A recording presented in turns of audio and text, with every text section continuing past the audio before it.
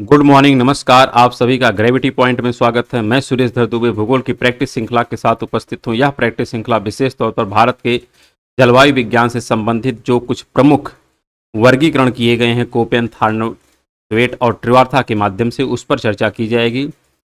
इस चैनल को सब्सक्राइब और लाइक करने के लिए आप सभी का धन्यवाद। यदि आपने अभी तक चैनल को सब्सक्राइब नहीं किया तो चैनल को सब्सक्राइब करें, लाइक करें एवं प्रमोट करें, जिससे बेहतर वीडियो आप लोगों तक सबसे पहले पहुंच सके। प्रत्येक वीडियो का पीडीएफ मटेरियल टेलीग्राम चैनल पर अवेलेबल है, उसे आप वहां से डाउनलोड कर सकते हैं। इसका लिंक नीचे कमेंट बॉक्स में दिया गया है, वहां से आप टेलीग्राम चैनल को ज्वाइन कर सकते हैं या उसे डाउनलोड कर सकते हैं। आइए आज के प्रश्न पर हम चलते हैं। आज का जो सबसे पहला प्रश्न है, यहाँ पर लिखा है मेघ निर्माण की प्रक्रिया का पढ़ते क्रम में सही क्रम बताइए। तो मेघ का क्या क्रम है, इसको समझने से पहले हम मेघ पर थोड़ी संक्षेप में चर्चा कर लेते हैं। उसके पश्चात इसके आंसर पर हम आते हैं। यहाँ पर अगर हम संक्षेप में चर्चा करें तो टोटल जो बादल हैं, बादल के टोटल अगर प्रकार देखा जाए तो यहाँ पर 4 प्रमुख हैं और 10 उप प्रकार हैं। और यह वर्गीकरण कब किया गया है? यह 1932 का है और यह एथेंटिक है। यहीं से प्रश्न भी पूछे जाते हैं कि टोटल कितने प्रकार हैं और कितने उप प्रकार हैं।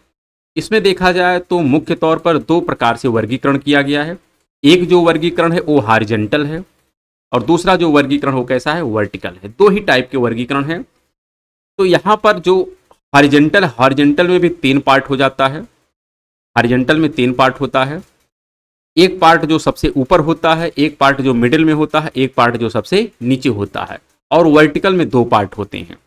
इस प्रकार से हम कह सकते हैं मुख्य जो पार्ट हैं वर्टिकल में एक हैं, एक वर्टिकल हो गया और 3 आपके हॉरिजॉन्टल हो गए। तो इस प्रकार से 4 प्रमुख हो गए और 10 उप प्रमुख हो गए। लेकिन इनको थोड़ा और डिटेल में समझते हैं।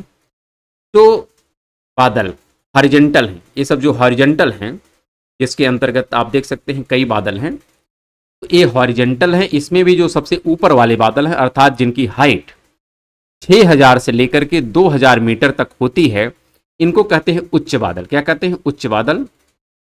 और इनका नाम जो रखा जाता है, कहा जाता है पक्षाभ। इनको क्या कहा जाएगा? पक्षाभ। तो जो हाई ऊंचाई वाले, बहुत ऊंचाई वाले क्षैतिज, ध्यान रखिएगा किस प्रकार से इनकी संरचना है? क्षैतिज, क्योंकि यह स्ट्रक्चर क्षैतिज टाइप से इनका कैटेगराइजेशन किया गया है। तो इसमें जो सबसे ऊंचाई वाले हैं इनको कहते हैं पक्षाभ और इन्हीं को इंग्लिश में कहते हैं सीरस। तो आप केवल एक शब्द याद करिए, सीरस। सीरस का तात्पर्य होता है सबसे ऊंचाई वाले बादल, जिनकी ऊंचाई 6000 से लेकर के 20000 मीटर तक होती है। और इसके अंतर्गत 3 उपभाग हैं। कितने उपभाग हैं? 3 उपभाग हैं। तो यह पक्षाभ प्रमुख भाग हो गया और इसके 3 उपभाग हैं। उसी प्रकार जो दूसरी मध्यम ऊंचाई वाले क्लाउड हैं, तो अर्थात जब हम इसकी बात करते हैं तो यहां पर आप कह सकते हैं इनको मध्यम ऊंचाई का हम बादल कहते हैं। इनकी जो हाइट होती है 2000 से लेकर 2500 से लेकर के 6000 मीटर तक होता है। लेकिन इनको नाम दिया जाता है उच्च बादल। क्या नाम दिया जाता है? उच्च बादल। जबकि उच्च आपका देखिए ए है, लेकिन उच्च शब्द यहां पर प्रयोग किया जाएगा। इस तथ्य में एकदम स्पष्टता होनी चाहिए।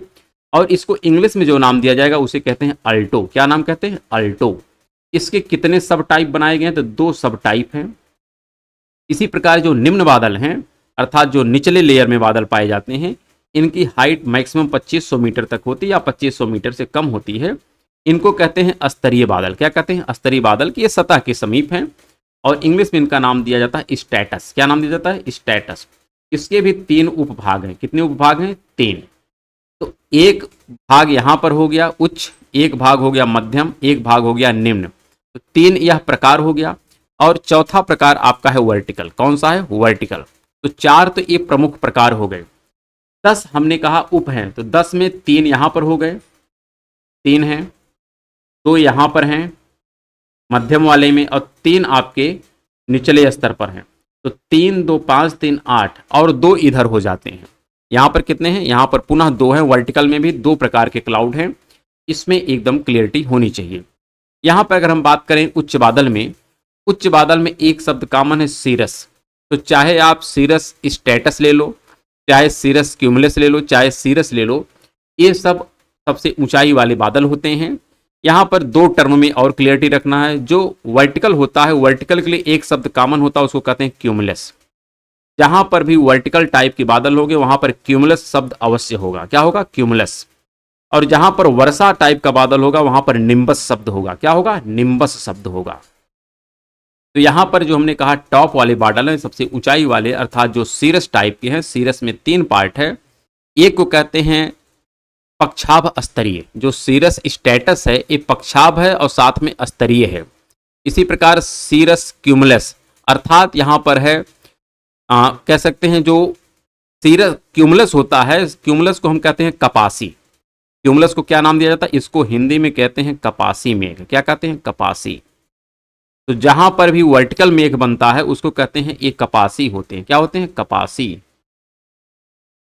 तो यहां पर जो लिखा है सीरस क्यूमुलस, इसका तात्पर्य है यहां पर पक्षाभ कपासी मेघ है। कैसे मेघ है? पक्षाभ कपासी मेघ है, क्योंकि यह वर्टिकल बने हैं। उसी प्रकार सीरस, सीरस का तात्पर्य है पक्षाभ मेघ। इसी प्रकार से हम कह सकते हैं जो मध्यम ऊंचाई वाले हैं जिनको उच्च बादल कहते हैं, इसके 2 टाइप हैं। इसमें भी एक अल्टो स्टेटस है अर्थात उच्च स्तरीय बादल हैं, और एक अल्टो क्यूमुलस हैं अर्थात उच्च यहां पर पक्षाभ बादल हैं। पक्षाभ नहीं बल्कि कपासी। कैसे? क्यूमुलस का तात्पर्य होता है कपासी, यहां पर हो जाएगा उच्च कपासी बादल हैं और उच्च स्तरीय बादल हैं। निचले में भी 3 पार्ट हैं। एक तो आपका स्तरीय बादल है, एक स्तरीय के साथ साथ आपका वर्टिकल है, तो यहां पे कह सकते हैं कपासीय स्तरीय मेघ है। और एक होता है निम्बो स्टेटस अर्थात वर्षा स्तरीय मेघ, जिसको हिंदी में कहते हैं वर्षा स्तरीय मेघ। क्या कहते हैं? वर्षा स्तरीय मेघ। बाकी तो इस पर डिटेल में चर्चा की जाएगी अलग से। और जो वर्टिकल होते हैं, वर्टिकल में भी 2 पार्ट होता है। एक वर्टिकल के साथ जिसमें वर्षा होती है, इसको कहते हैं हम लोग क्यूमुलो निम्बस अर्थात वर्षा कपासी मेघ हैं। और एक होता है केवल क्यूमुलस। ऐसा? केवल कपासी मेघ। तो इस प्रकार से टोटल 10 टाइप है। कितने टाइप हैं? 10 टाइप हैं। और 10 टाइप में ये जो हॉरिजॉन्टल वाले हैं, हॉरिजॉन्टल में सबसे ऊपर वाला जो है उच्च बादल, जिनके लिए सीरस शब्द है। बीच वाले के लिए अल्टो शब्द आप कॉमन देख सकते हैं, अल्टो है। ऊपर वाले में सब जगह सीरस मिलेगा और नीचे वाले में सब जगह स्टेटस मिलेगा। क्या मिलेगा? स्टेटस मिलेगा। तो यह एकदम क्लियर होना चाहिए। इसी आधार पर आपका जो प्रश्न था, लिखा है यहाँ पर कपासी, फिर लिखा है स्तरीय, फिर लिखा है पक्षाभ, फिर लिखा है स्तरीय, फिर लिखा है मध्य, फिर लिखा है कपासी। यहाँ पर थोड़ा सा यहाँ पर कामा को लेकर के थोड़ा सा मिस्टेक हो सकता है, क्योंकि कामा यहाँ पर बीच बीच में कई जगह लगा दिया गया है। इस आधार पर आपको थोड़ा डाउट हो सकता है। लेकिन ध्यान रखिएगा स्तरीय सबसे नीचे होते हैं। स्तरीय क्या है? सबसे नीचे होते हैं। कपासी का मतलब होता है जो वर्टिकल है। मध्य कपासी का तात्पर्य होता है कि जो वर्टिकल है। और पक्षाभ सबसे ऊपर वाले होते हैं। पक्षाभ क्या है? सबसे ऊपर है। और स्तरीय सबसे नीचे होता है। तो इस आधार पर स्तरीय बादल सबसे नीचे बनते हैं और कपासी बादल जो पक्षाभ वाले, पक्षाभ का मतलब है सीरस, सीरस सबसे ऊपर है। ये जो सीरस है यह सीरस सबसे ऊपर होता है। और स्तरीय का तात्पर्य है स्टेटस। कौन सा है? स्टेटस। स्टेटस सबसे नीचे है। तो यही विकल्प हमारा सही होगा, क्योंकि सबसे नीचे स्तरीय होता है और सबसे ऊपर कौन होता है? सीरस टाइप के बादल होते हैं। यह आंसर सही हो जाएगा। अगले प्रश्न पर चलते हैं। अगला प्रश्न काफी अच्छा है। यहाँ पर वर्षा की बूंदें हैं, मतलब जो वर्षा की बूंदें हैं, फुहार है, बड़ी मेघ है और विशिष्ट वर्षा बूंदें हैं। ये कह रहा है कि इनका जो नीचे आने की जो गति है ये कैसी होगी। तो आप स्वतः कह सकते हैं कि जिसका आकार बड़ा होगा उस पर गुरुत्वाकर्षण बल ज़्यादा लगेगा और जिसका आकार छोटा होगा उस पर गुरुत्वाकर्षण बल कम लगेगा। तो वर्षा की अगर बड़ी बूंदें हैं तो उस पर गुरुत्वाकर्षण बल अधिक कार्य करेगा, इसलिए उनकी गति सबसे ज़्यादा होती है नीचे आने की। तो इनकी गति हो जाती है 33 किलोमीटर प्रति घंटा की स्पीड से ये नीचे आते हैं। फुहार वाले चूंकि बहुत छोटी बूंदें होती हैं, लेकिन ये बूंद है। क्या है? बूंद है। और यहाँ पर मेघ है, तो जाहिर सी बात है मेघ की तुलना में बूंद का आकार बड़ा है। मेघ तो क्या है? मेघ में अभी बूंद नहीं बनी है, इसमें ड्रॉपलेट है। लेकिन बूंद में क्या है? कुछ न कुछ बूंद बन चुकी है। और यहाँ पर वर्षा है, तो वर्षा का आकार बूंद की तुलना में, फुहार यहाँ पर, यहाँ देखो फुहार बूंद है और यहाँ पर वर्षा बूंद है, तो वर्षा बूंद का आकार ज्यादा होगा। तो आकार ज्यादा होगा तो इसकी स्पीड ज्यादा होगी, तो इसलिए इसकी स्पीड हो जाएगी 23 किलोमीटर प्रति घंटा। लेकिन इससे छोटा साइज होता है फुहार। फुहार मतलब छोटा आकार हो गया। इसकी गति और कम हो जाएगी और इसकी गति हो जाती है 7 किलोमीटर प्रति घंटे की स्पीड से यह नीचे आता है। और जब मेघ है, मेघ का तात्पर्य है यहां पर अभी बूंद बनी ही नहीं है, तो इसकी गति सबसे कम होगी क्योंकि आकार सबसे छोटा है। तो जिसका आकार सबसे बड़ा होगा उस पर गुरुत्वाकर्षण बल सबसे ज्यादा कार्य करेगा, जिसका आकार छोटा होगा उस पर गुरुत्वाकर्षण बल सबसे कम कार्य करेगा। तो जिस पर गुरुत्वाकर्षण बल अधिक होगा वह ज्यादा तीव्र गति से नीचे आएगा, जिस पर गुरुत्वाकर्षण बल कम काम करेगा उसका नीचे आने की गति कम होगी। और इसी आधार पर इसको अरेंज किया गया है और इस आधार पर जो आंसर हो जाएगा तो सेकेंड 1 और फिर 4 3rd, तो सेकेंड 1 4 3rd अर्थात यहां पर आंसर हो जाएगा पहला। इसी प्रकार जो ड्रिजल होता है, ड्रिजल में मतलब ये वार्म फ्रंट के साथ बनते हैं। जो वाताग्र है, वाताग्र में भी 4 फ्रंट होता है, एक होता है उष्ण वाताग्र, एक होता है शीत वाताग्र और एक होता है स्थिर वाताग्र, एक होता है संरोधी वाताग्र। तो उष्ण वाताग्र के समय जो वर्षा होती है उसको ड्रिजल कहते हैं। इसमें वर्षा की बूंदें थोड़ी कह सकते हैं मीडियम साइज की होती हैं। और जो मिजल होता है, मिजल में वर्षा की बूंदें लगभग सबसे छोटी होती हैं। जो रेन है, रेन में वर्षा की बूंदें सबसे बड़ी होती हैं। इस तथ्य में भी क्लियरिटी रखिएगा। अगला यहां पर प्रश्न है, कोपेन द्वारा भारत के जलवायु वर्गीकरण के अनुसार CWG प्रकार की जलवायु मिलती है। तो यहां पर कोपेन महोदय ने कहें जो विश्व का जलवायु प्रदेश है, मेन तो वर्गीकरण इन्होंने विश्व के जलवायु का किया है, लेकिन उसी आधार पर इन्होंने भारत के जलवायु का भी वर्गीकरण किया है। तो इन्होंने भारतीय जलवायु का जो वर्गीकरण किया है ये तापमान तथा वर्षण के मासिक मानों के आधार पर 8 जलवायु प्रदेशों में किया। कितने में? 8 में। लेकिन इसमें इन्होंने स्पेशल कुछ टर्म दिए हैं, जैसे जी इन्होंने दिया है गंगा के मैदान के लिए कि जहां पर भी गंगा के मैदान का प्रयोग किया जाएगा वहां पर जी लेटर अवश्य प्रयोग होगा। एच लेटर का प्रयोग कहां होगा? जहां पर शुष्क और गर्म ऋतु है। और सी का लेटर प्रयोग वहां किया जाएगा जहां पर 4 महीने से कम अवधि में औसत तापमान 10 डिग्री सेंटीग्रेड से अधिक है, अर्थात ठंडा प्रदेश। ऐसा प्रदेश है ठंडा। क्योंकि तभी तो कह रहा है कि यहां पर जो गर्मी का काल है, गर्मी में टेम्परेचर 10 डिग्री सेंटीग्रेड से केवल 4 महीने के लिए ही रहता है, तो इसके लिए सी लेटर प्रयोग किया जाएगा। तो इस प्रश्न पर तो हम थोड़ा बाद में आएंगे। अच्छा, बाद में क्या, अभी देख लीजिए यहां पर चूंकि जी लेटर प्रयोग किया गया है तो जी का तात्पर्य होता है गंगा का मैदान। क्या होता है? गंगा का मैदान। तो इस आधार पर इसका आंसर हो जाएगा गंगा मैदान में। लेकिन इस पर थोड़ा और क्लियरिटी रखते हैं कि क्या क्या इनके मतलब होते हैं। अगर हम बात करें भारत के जो 8 जलवायु प्रदेश हैं उसमें किसका किसका क्या महत्व है ये समझते हैं। लेकिन इसको समझने के लिए एक और तथ्य हमको समझना है, और तथ्य ये समझना है हमें कि कोपेन महोदय ने जो सबसे पहला लेटर इस्तेमाल किया जिसमें ए है, बी है, सी है, डी है, ई है और एफ है। यहां पर अगर हम बात करें बी का, तो बी में थोड़ा सा आपको क्लियर रखना है कि बी आपका मरुस्थलीय के लिए। तो ये सब टेम्परेचर को इंडिकेट करते हैं। किसको? ये सब का इंडिकेशन किसको है? टेम्परेचर को। तो टेम्परेचर को इंडिकेट करने के लिए A B C D E F का प्रयोग किया गया है कोपेन महोदय के द्वारा। और दूसरा जो लेटर ए प्रयोग करते हैं वह वर्षा के आधार पर किया गया। किस आधार पर किया गया है? वर्षा के आधार पर। तो वर्षा के आधार पर इन्होंने जो लेटर प्रयोग किया है, एफ का मतलब होता है जहां पर वर्ष भर वर्षा होती है। एम का तात्पर्य है कि जहां पर मानसूनी वर्षा है। डब्ल्यू का तात्पर्य जहां पर विंटर ऋतु शुष्क होती है। और यस का तात्पर्य जहां पर ग्रीष्म ऋतु शुष्क होती है, समर ड्राई। तो यहां पर वर्ष भर वर्षा होती है। यम का मतलब मानसूनी वर्षा होती है। डब्ल्यू का मतलब विंटर ड्राई होता है। यस का मतलब समर ड्राई होता है। और ए का तात्पर्य होता है उष्ण कटिबंध क्षेत्र, अर्थात जिसका विस्तार 0 से 30 डिग्री के मध्य होता है। सी का तात्पर्य होता है 30 से जिसका विस्तार 45 तक होता है। और डी का तात्पर्य है कि जिसका विस्तार 45 से लेकर के 60 के मध्य होता है। ई का तात्पर्य होता है 60 से लेकर के 90। और एफ का तात्पर्य होता है जहां पर माउंटेन टाइप का क्लाइमेट है। तो यह कोपेन महोदय का क्या है?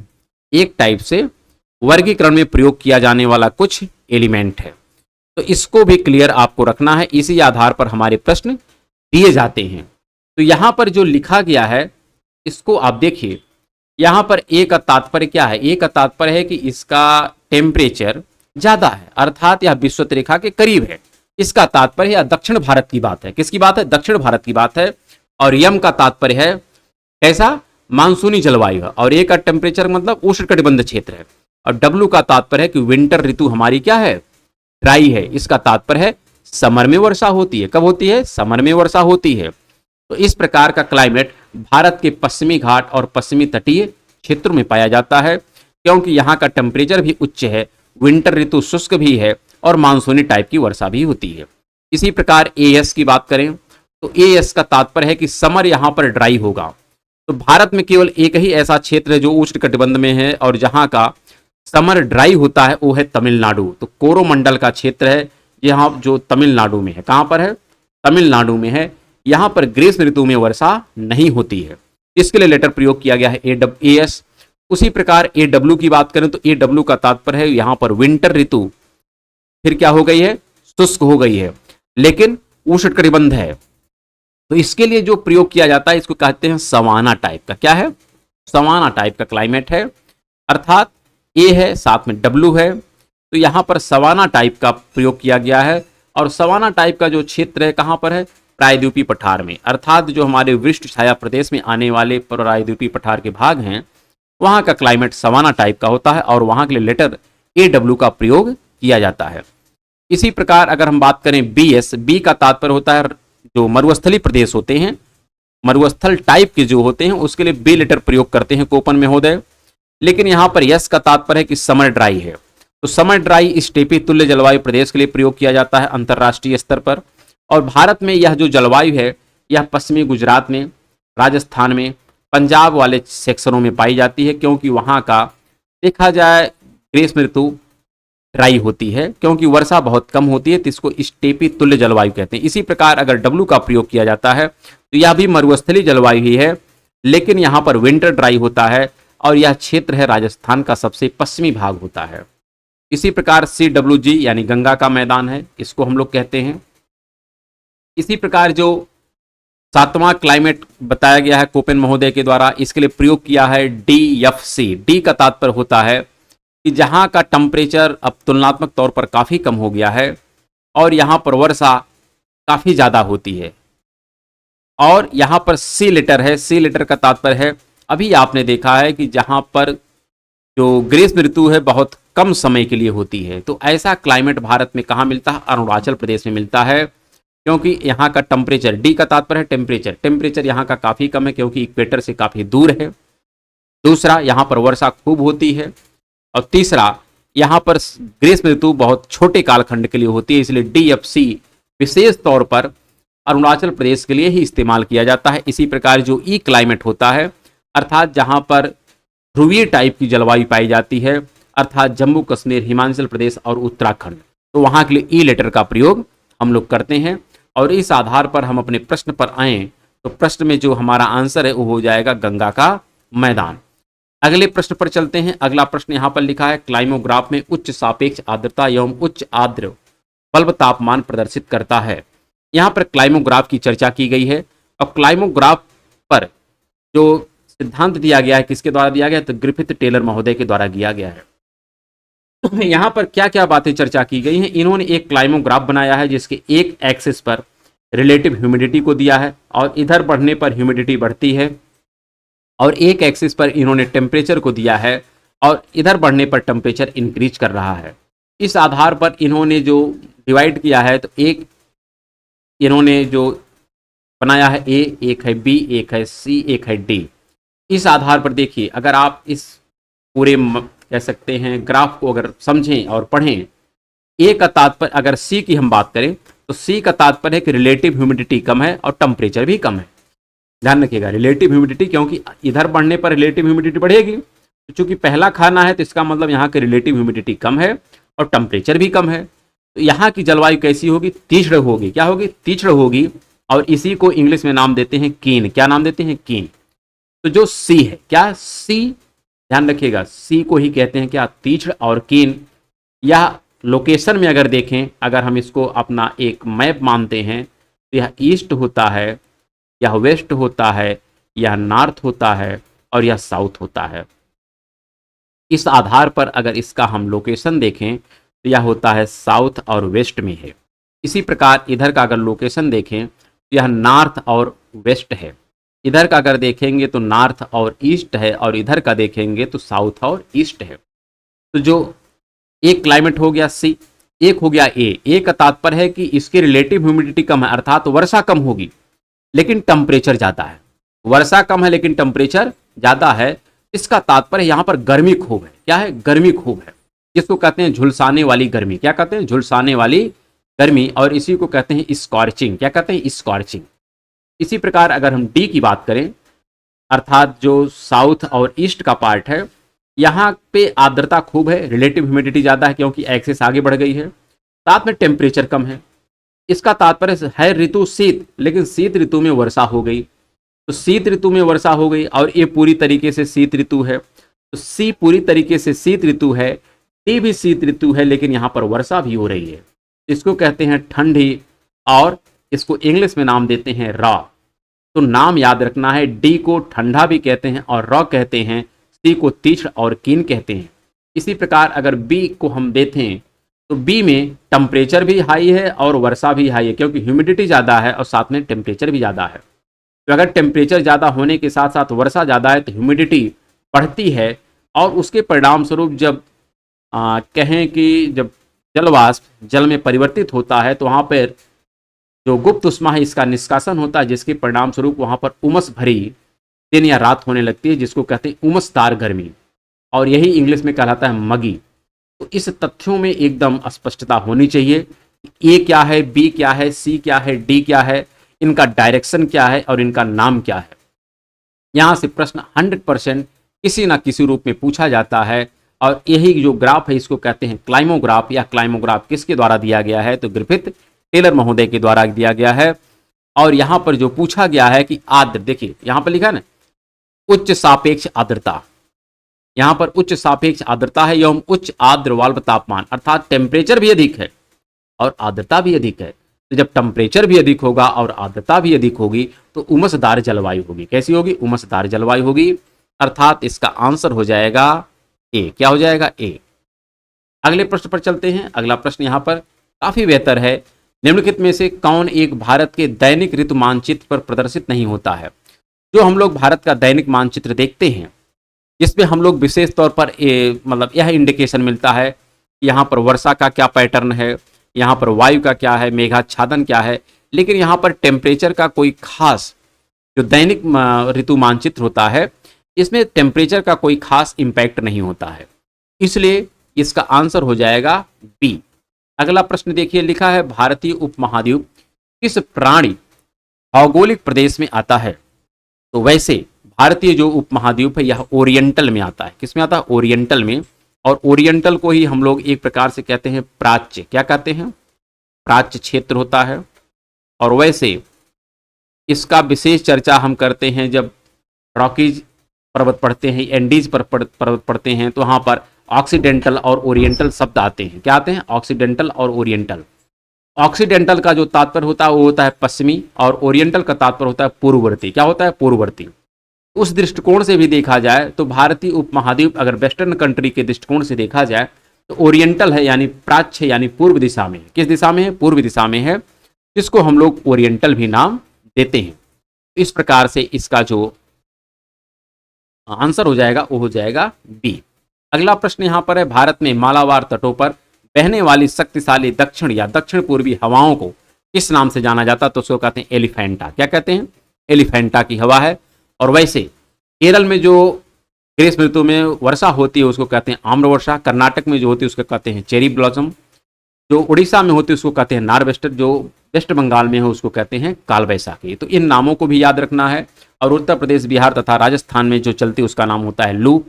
पोरा जो होता है यह चलती है कहाँ पर? तो यह एड्रियाटिक सी अर्थात इटली के पास चलने वाली यह एक ठंडी स्थानीय पवन होती है। इस पर हम लोग अलग से चर्चा करेंगे जब आगे जैसे जैसे हमारा एपिसोड बढ़ेगा। अगले प्रश्न पर आते हैं। अगला हमारा जो प्रश्न है, निम्नलिखित विद्वानों में किसने जलवायु का वर्गीकरण वर्षण प्रभाविता अनुपात के आधार पर प्रस्तुत किया है? तो वर्षण प्रभाविता अनुपात के आधार पर जो यह वर्गीकरण प्रस्तुत किया गया है, इसके विषय में अगर बताया जाए तो यहाँ पर जो आंसर मिलता है वो मिलता है ट्रिवार्था का। किसका मिलता है? ट्रिवार्था का।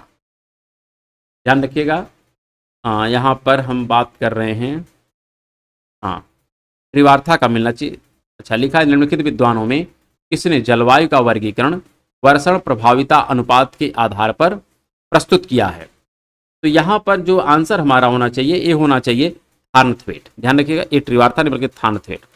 थार्नथवेट ने ही वर्षण प्रभाविता और साथ में इन्होंने कई प्रकार के इक्वेशन को भी यहाँ पर प्रस्तुत किया है। वर्षण प्रभाविता का तात्पर्य होता है कि कितनी वर्षा हुई है और वर्षा की अनुपात में कितना वाष्पीकरण हुआ है।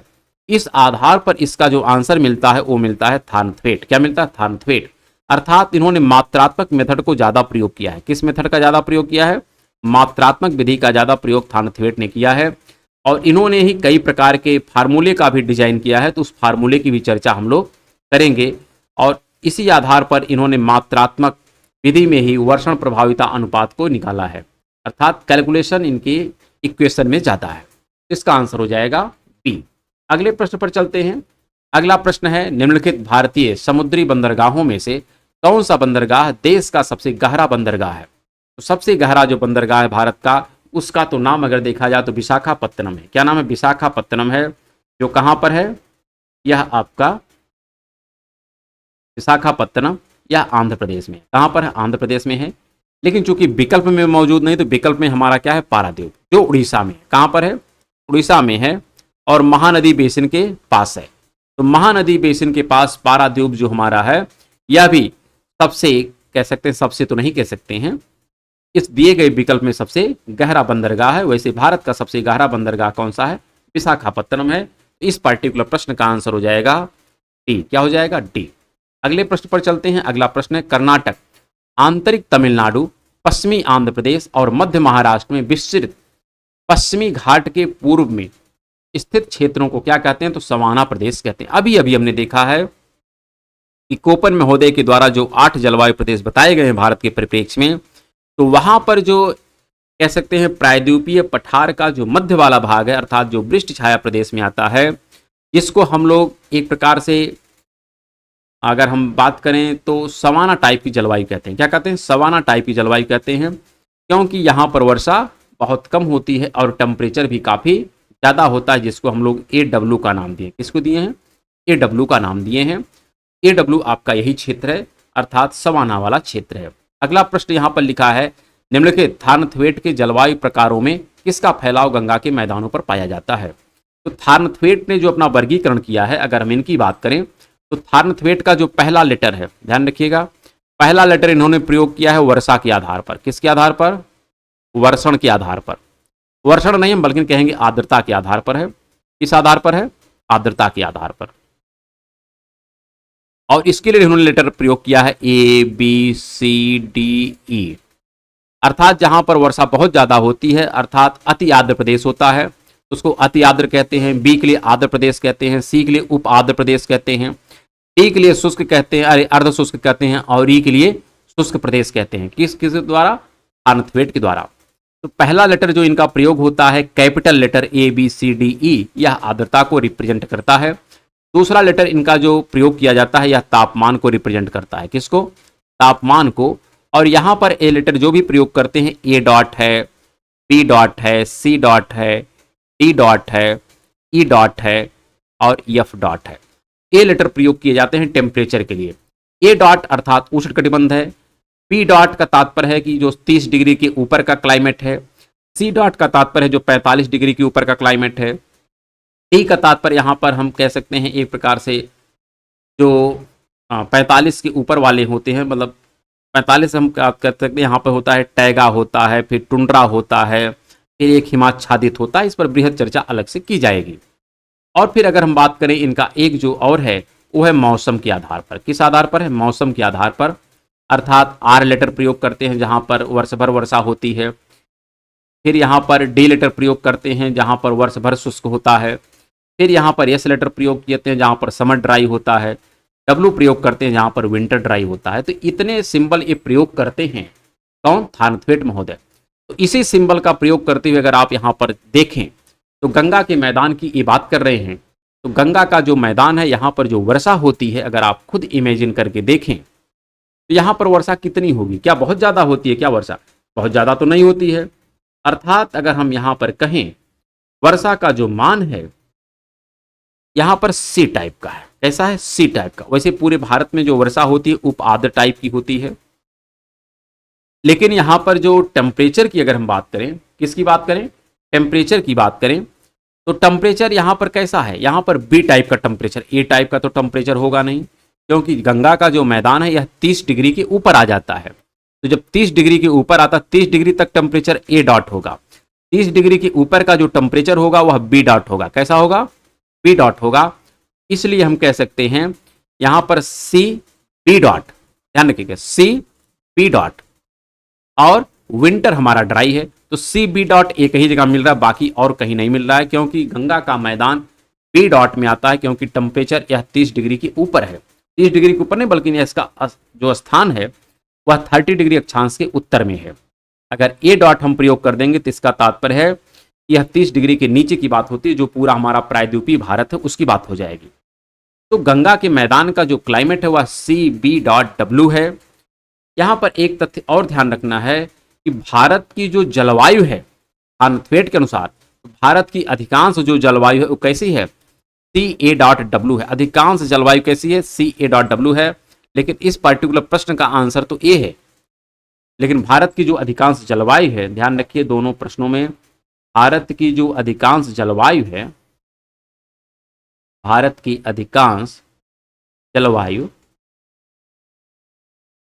या किस प्रकार की है? तो सी ए डॉट डब्ल्यू। सी का तात्पर्य है यहाँ पर उप आंध्र प्रदेश है भारत का, ये ठीक है। ए डॉट का तात्पर्य कि भारत का अधिकांश भाग उष्णकटिबंध में ही आता है और विंटर हमारे यहाँ ड्राई होती है। इस दृष्टिकोण से देखा जाए तो भारत की अधिकांश जो जलवायु है वह इसी टाइप की है।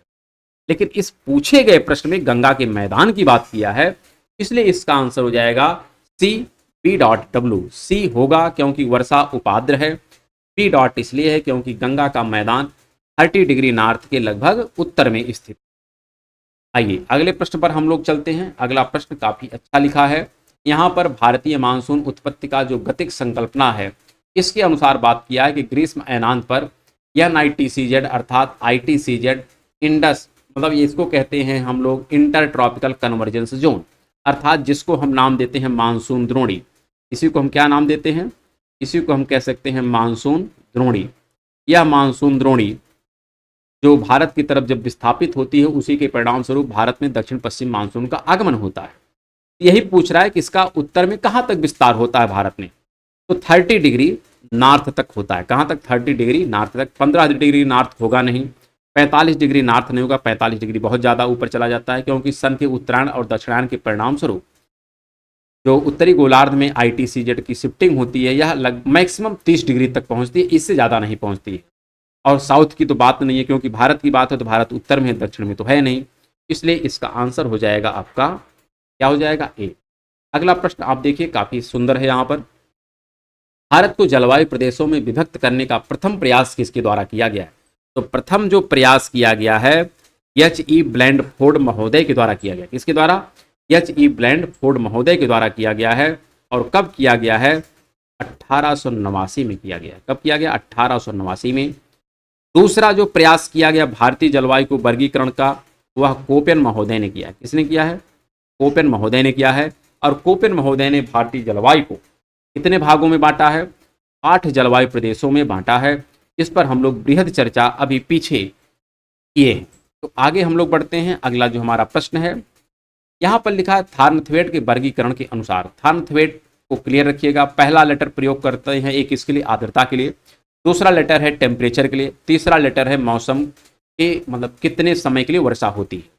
यहाँ पर राजस्थान के कौन से जिले में डी बी डॉट डब्ल्यू प्रकार की जलवायु पाई जाती है? डी का तात्पर्य है कि टेम्परेचर काफी कम है, अर्थात टेम्परेचर काफी कम नहीं, डी का तात्पर्य यहाँ पर है आर्द्रता काफी कम। आर्द्रता काफी कम है। और बी डॉट का तात्पर्य ये हो गया कि यह थोड़ा उत्तर में है। कहाँ है? उत्तर में। क्योंकि ए डॉट का तात्पर्य होता है कि टेम्परेचर हाई है, बी डॉट का तात्पर्य है कि यह उत्तर होगा। तो राजस्थान का उत्तरी भाग है, ये तो स्पष्ट है। डी का तात्पर्य है वर्षा काफी कम होगी। तो राजस्थान का जो उत्तरी और पश्चिमी भाग है वहां पर वर्षा काफी कम होती है, और खास करके वहां पर शीत ऋतु शुष्क भी होती है। तो यह जो क्षेत्र है इसमें आता है गंगानगर। आप मैप पे जाके लोकेट करिएगा। जो राजस्थान का उत्तरी और पश्चिमी भाग है वहाँ पर गंगानगर है, हनुमानगढ़ है, चूरू है और बीकानेर है। तो इसको रिप्रेजेंट करता है आपका यह सिंबल, जो थानथवेट के अनुसार है। अगला यहाँ पर प्रश्न है, कोपेन का भारतीय जलवायु का वर्गीकरण निम्नलिखित में से किन विचारों पर आधारित है? कोपेन की बात किया है तो औसत मासिक तापमान पर भी आधारित है, औसत वार्षिक वर्षा पर आधारित है और औसत मासिक वर्षा पर आधारित है। तो हम कह सकते हैं हाँ, औसत वार्षिक वर्षा और औसत मासिक वर्षा, साथ में औसत मासिक तापमान, इन सब के कॉम्बिनेशन के परिणाम स्वरूप ही कोपेन का जो भारतीय जलवायु वर्गीकरण है वह निर्धारित होता है। इसलिए यहाँ पर सभी आंसर हमारे सही हैं, अर्थात डी आंसर हो जाए। अगला जो प्रश्न है लिखा है, जलवायु के वर्गीकरण से संबंधित कोपेन की पद्धति को कहा जाता है। कोपेन की जो पद्धति है यह ज़्यादातर कैसी है? अनुभव पर आधारित है और मात्रात्मक है। अनुभव पर आधारित है तो यहाँ पर चूंकि हमारे आंसर जो होंगे वो क्या हो जाएंगे? अनुभवात्मक होगा, क्योंकि यहाँ पर मात्रात्मक शब्द उतना प्रयोग नहीं किया गया है। लेकिन इन्होंने कुछ मात्रात्मक भी विधि का प्रयोग किया है, लेकिन मात्रात्मक विधि का ज़्यादा प्रयोग किसने किया है? तो थानथवेट महोदय ने किया है। और उन्हीं ने ही या वर्षण प्रभाविता कह सकते हैं, सूचकांक की भी बातों करते हैं। तो खैर इस प्रश्न का आंसर हो जाएगा डी। अगला प्रश्न लिखा है, निम्नलिखित में से किस जलवायु वैज्ञानिक ने अपने जलवायु संबंधी वर्गीकरण में हेकिस्टोथर्मल अवधारणा की वकालत की है? तो ध्यान रखिए, कोपेन महोदय और कैंडोल महोदय। कोपेन ने ही, वैसे बेसिक तौर पर जब कोपेन का जलवायु प्रदेश पढ़ा जाता है, उन्होंने जो पहला वर्गीकरण किया है जिसमें इन्होंने टेम्परेचर के आधार पर किया है, ए है, सी है, डी है, ई है और एफ है। तो यहाँ पर इन्होंने ए को जो नाम दिया इसको कहा है इन्होंने मेगाथर्म। क्या कहा है? मेगाथर्म। बी को इन्होंने कहा है एक प्रकार से देखा जाए तो मीसोथर्म। क्या कहा है? मीसोथर्म। सी को इन्होंने कहा है माइक्रोथर्म। क्या कहा है? माइक्रोथर्म। ई को इन्होंने कहा है हेकिस्टोथर्म। क्या कहा है? हेकिस्टोथर्म। और ई जो है ये मतलब माउंटेन प्रकार की जलवायु है, ये होता है। और बी जो बीच में है, जो ए का ही सब पार्ट है, बी, इसके लिए उन्होंने टर्म इस्तेमाल किया जीरो। क्या टर्म इस्तेमाल किया है? जीरोफाइट। इस प्रकार से टर्म ये प्रयोग किए गए हैं किसके द्वारा? तो कोपेन महोदय के द्वारा। लेकिन इनके सहयोग में कौन थे? तो कैंडोल महोदय थे। इसलिए इसका जो प्रॉपर आंसर हो जाएगा वो हो जाएगा बी और सी, अर्थात सी वाला यहाँ पर विकल्प हमारा उचित होगा। अगले प्रश्न पर चलते हैं। अगला प्रश्न लिखा है, कोपेन की स्कीम के अनुसार BW HW प्रकार की जलवायु कहाँ पाई जाती? तो BW का जो तात्पर्य, बी का तात्पर्य यही होता है कि जहाँ पे जो कोपेन की बात हो रही, ध्यान रखिएगा, कोपेन का तात्पर्य है, बी का यहाँ पर सेंस क्या होता है? टेम्परेचर। अर्थात यह 30 डिग्री के उत्तर की बात है। किसकी बात है? 30 डिग्री के उत्तर की बात है। और साथ में यहाँ पर ये कह रहा है डब्लू है, अर्थात विंटर यहाँ पर ड्राई है। विंटर क्या है? ड्राई है। और बी जो प्रयोग किया जाता है कोपेन महोदय के द्वारा, हमने आपसे कहा है कि बी स्पेशली ये मरुस्थलीय जलवायु के लिए प्रयोग करते हैं। किसके लिए? बी स्पेशल करके ये मरुस्थलीय जलवायु के लिए प्रयोग करते हैं। साथ में ये भी कहते हैं कि अगर BW है, क्या है? BW है तो डब्लू का मतलब विंटर ड्राई, यह ये प्रयोग करते हैं थार के लिए। किसके लिए? थार के लिए। और अगर बी यस प्रयोग करते हैं अर्थात समर ड्राई है, यह स्टेपी के लिए करते हैं। कौन? कोपेन महोदय। तो बी लेटर स्पेशली ये शुष्क जलवायु के लिए ही प्रयोग करते हैं। तो शुष्क जलवायु में आपका जो आता है वो आता है राजस्थान। कौन आता है? राजस्थान आता है। तो इस दृष्टिकोण से हमारा जो आंसर हो जाएगा वो हो जाएगा पहला। क्या हो जाएगा? पहला। इसी के साथ अगर हम देखें तो लास्ट प्रश्न हमारा आज का है और इसमें लिखा है, भारत की पर्वतीय जलवायु के बारे में निम्नलिखित में से कौन सा कथन सही है? अब यहाँ पर अगर हम बात करें इसके विषय में, तो इन प्रश्नों पर अब हम ऐसा करते हैं कि चर्चा कल के क्लास में करें, क्योंकि टाइम ज़्यादा हो जाएगा। तो यहीं तक आज हम अपने क्लास को करते हैं और इसी के पश्चात आज का क्लास हम समाप्त करते हैं। बाकी हम लोग मिलेंगे कल के क्लास में। तब तक के लिए नमस्कार।